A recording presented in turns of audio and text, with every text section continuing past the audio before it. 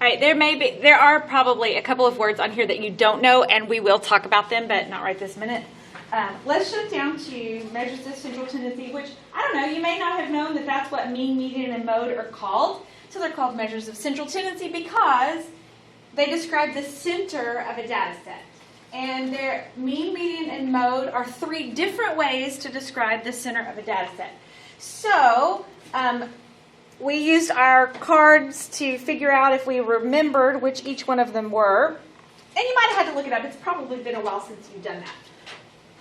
But this part right here is asking us for the formula for the mean of a data set. So I'm going to show you how a statistics person would write it, the actual formula. But you just tell me, how do you find the mean of a data set? You add all of the numbers together and then you divide it by how many numbers there are? Exactly. You add all of the numbers together and then divide by how many numbers there are. So why we can't just say that, I don't know. It's because, math people think they got to be all fancy. So the way they write the formula looks like this. Okay, that's X bar. And that means the mean of a sample set. You'll show with an X bar like that. It equals the sum of all of the X's divided by N. So extra. Yeah, it is.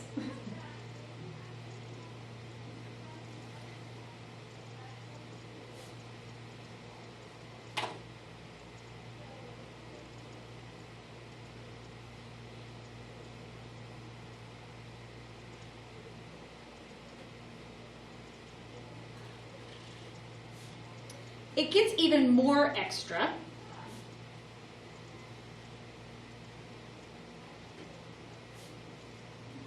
Because that's how we write it if we're doing the mean of a sample. But if we're doing the mean of a population, we don't use the same notation. We use something different.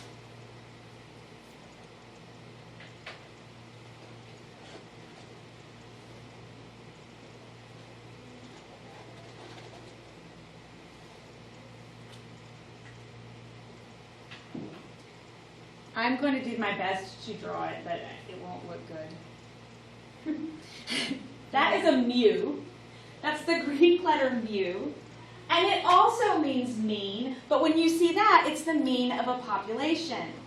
And notice that my N is now capital.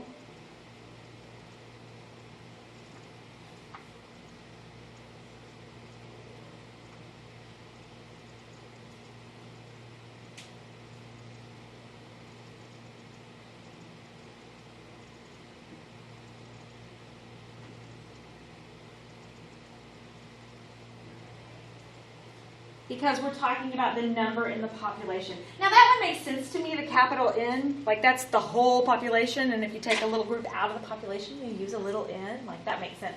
I don't know why we have to change X bar to mu, but you just do.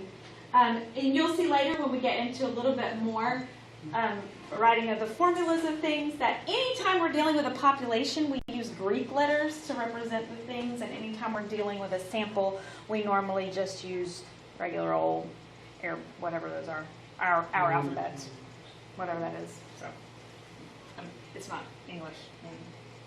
I don't know what it is, but we use X, Y, and Z and stuff like that. All right, so I don't think we need to find the mean of these tickets because I think you can all do that. However, I did give you calculators, so I take that back. Let me show you how you can do it in your calculator, fast and easy. TI-84, greatest invention ever, for math teachers anyway. All right, so if you will, hit Stat. The Stat button is to the left of the arrows. And Edit. You may have used this a little bit in Algebra 1, maybe in Algebra 2. You have lists there. Hopefully they're empty. Are they empty? Yes. Okay. Go ahead and type these numbers into your list.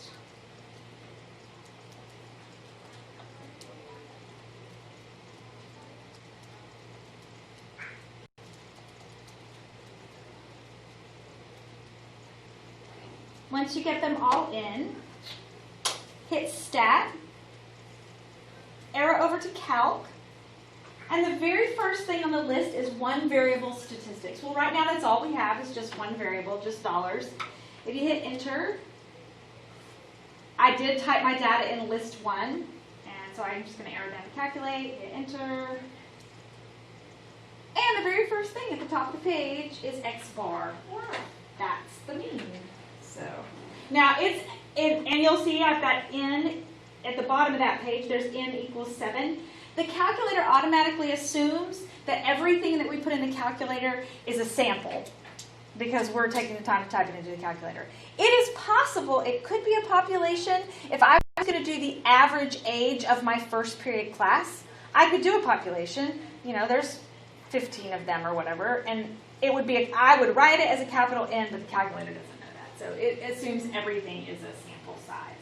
So, fast and easy way to find the mean using a calculator. All right, now, finding the median of a data set. What's the most important thing that you have to do when you find a median? So you got to do first, or it won't work. You've got to put them in order. They have to be in numerical order. Doesn't matter if it's ascending or descending. Either way, they have to be in order. So I would write that just in case you need to remember.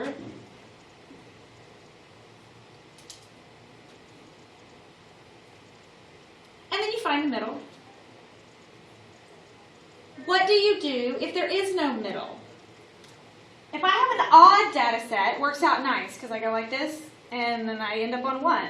But what if I have an even data set and I go to the middle and there's nothing there? What do you do? Very good. You take the two numbers on either side and average them together. I honestly don't know how I got a whole number when I did the median. Well, it just depends on what numbers you actually have.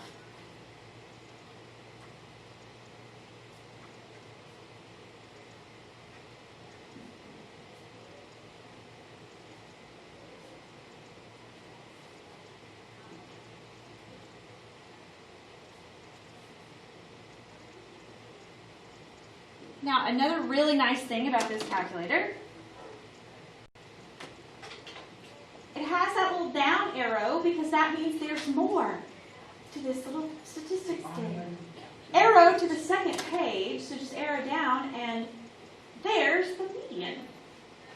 And you didn't have to put it in order because the calculator puts it in order for you, which is really nice. Now, in this case, it wouldn't have been hard because we only had 7 numbers. We could have put those in order pretty easily. But if you have a data set with 20 numbers or something, that's kind of a pain to put them in order. And you don't have to. This calculator will do it. So nice.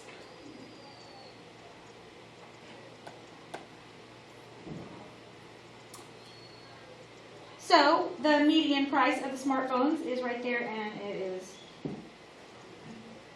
I must have typed one in wrong. No, it's not. Let's see. I don't know why they did. Oh, I see. I didn't type in smartphones. I'll do. Find the median price of the tickets, since that's what we typed in. It was $3.87.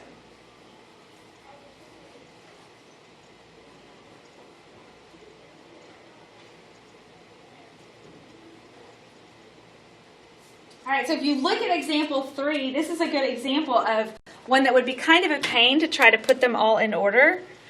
But you could just type them in your calculator and it'll do that for you. Now, the only thing about something like that is making sure that when you type them in, you type them in correctly and you don't lose your place, because sometimes that can kind of be a pain. Mark them out when you type them in. I think,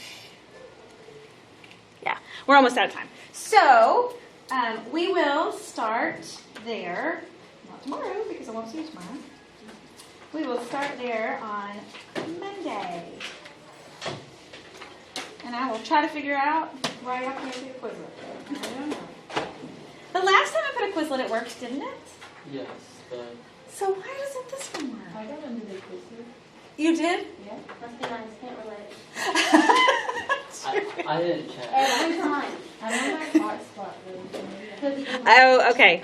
So We have had a lot of, and they're working on some of it. We've had a lot of issues with getting into different things. My college algebra kids can't get into MyLabs Plus. Before we go, could you like make sure that these are all open? Like I know you're not going to do it. Just to make sure that like, they're all labeled correctly and that kind of thing. Because I just put them in there, they pulled it up for me, so I just wanted to make sure that they Yeah, did it that's or not. That's what's so nice It about seemed too easy. it. Is easy. Oh, yeah. Yeah. Yes. Sheets and Excel, they like simplified lives. Can you imagine? I mean, you used to think about for a minute, like you're a marketing person, like back in the 80s, before those things existed. And you had to like actually draw all that stuff Or out. like do the math. Ugh, Yeah. gross. So easy now. Of course, what do you do when technology doesn't work? You scramble around like we do. Going, it's not working. Do you want to show both of these calculators then? Yes, those are. That one's yours for the Remainder of this. remainder of the year. So Okay, cool. don't break it. Last class. Oh, I guess I can turn this off. On this.